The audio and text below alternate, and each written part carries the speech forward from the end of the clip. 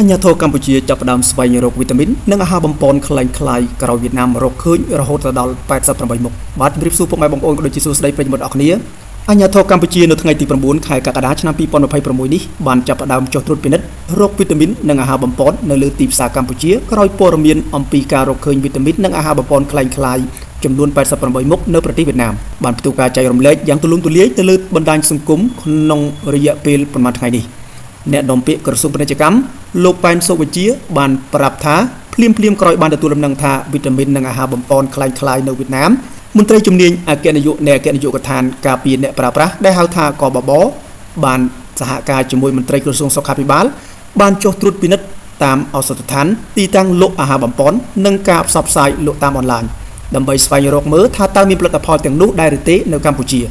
លោកក៏បានបញ្ជាក់ថាភាគីកម្ពុជានិងវៀតណាមតែងផ្លាស់ប្ដូរព័ត៌មានគ្នាទៅវិញទៅមកហើយទាំងក្រសួងពាណិជ្ជកម្មនិងក្រសួងសុខាភិបាលយកចិត្តទុកដាក់លើបញ្ហានេះខណៈអ្នកប្រើប្រាស់វីតាមីននិងអាហារបំពន់កំពុងតែមានតម្រូវការកាន់តែច្រើនឡើងនៅលើទីផ្សារទោះជាយ៉ាងណារហូតមកទល់ពេលនេះមិនអាចទាន់បញ្ជាក់បានថាមានផលិតផលខ្លែងខ្លាយទាំងនោះនៅលើទីផ្សារកម្ពុជាដែរឬក៏យ៉ាងណានោះទេ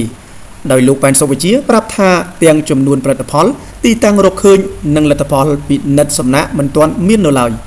គណៈមន្ត្រីជំនាញកំពុងពន្លឿនការងារឲ្យបានលឿនបំផុតការចុះត្រួតពិនិត្យនេះបានធ្វើឡើងក្រោយវៀតណាមបានចុះបើកការស៊ើបអង្កេតលើសំណុំរឿងអាហារបំពន់ខ្លែងខ្លាយជាបន្តបន្ទាប់ចាប់តាំងពីដើមឆ្នាំ2026មកក្នុងនោះសំណុំរឿងមួយពាក់ព័ន្ធនឹងក្រុមហ៊ុន Medifa និង Media USA ដែលវៀតណាមបានរកឃើញថាផលិតផលអាហារបំពន់និងវីតាមីនខ្លែងខ្លាយមានចំនួន88មុខ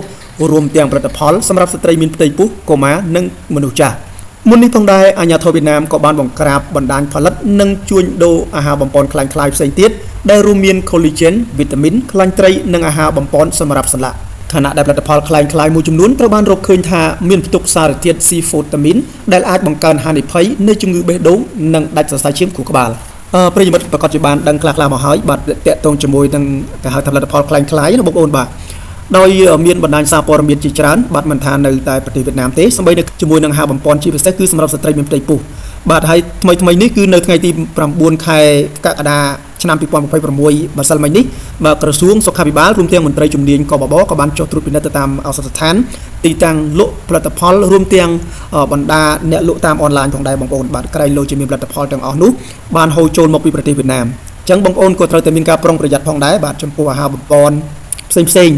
បាទតើតើជាមួយនឹងស្ត្រីមានផ្ទៃពោះកុមារឬក៏អាហារបំពន់ផ្សេងជាពិសេសនោះគឺខាងវៀតណាមបានរកឃើញអាហារខ្លែងខ្លាយ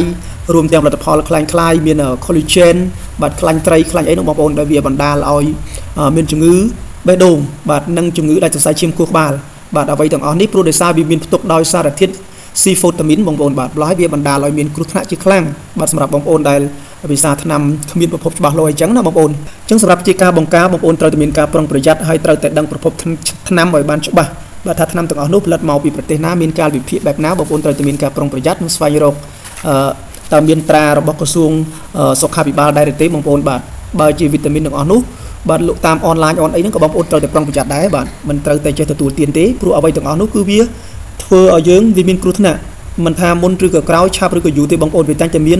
នៅបញ្ហាជាច្រើនជាពិសេសគឺសម្រាប់សុភាពនារីសុភាពស្ត្រីរបស់យើងដែលគាត់មានផ្ទៃពោះឬក៏គាត់ចង់បន្ថែមវីតាមីនបន្តឹងស្បែកបន្តឹងសម្រស់អីហ្នឹងគឺគាត់ទទួលទាន collagen បាទគាត់ត្រូវតែមានការប្រុងប្រយ័ត្នដែររួមទាំងខ្លាញ់ត្រីបាទដែលបងប្អូនយកទៅលាបមុខឬក៏ធ្វើជាឡេសម្រាប់លាបនៅលើដងខ្លួនអីក៏ត្រូវតែមានការប្រុងប្រយ័ត្នផងដែរបាទព្រោះថាខាងវៀតណាមគេបានប្រកាសហើយបាទគឺរកឃើញរហូតដល់88មុខគឺច្រើនណាស់បងប្អូនមិនដឹងថាមានផលិតផលអ្វីខ្លះទេហើយអ្វីទាំងអស់នេះគឺវាពាក់ព័ន្ធជាមួយនឹងសំណុំរឿងរបស់ក្រុមហ៊ុន Medifa និងក្រុមហ៊ុន Media USA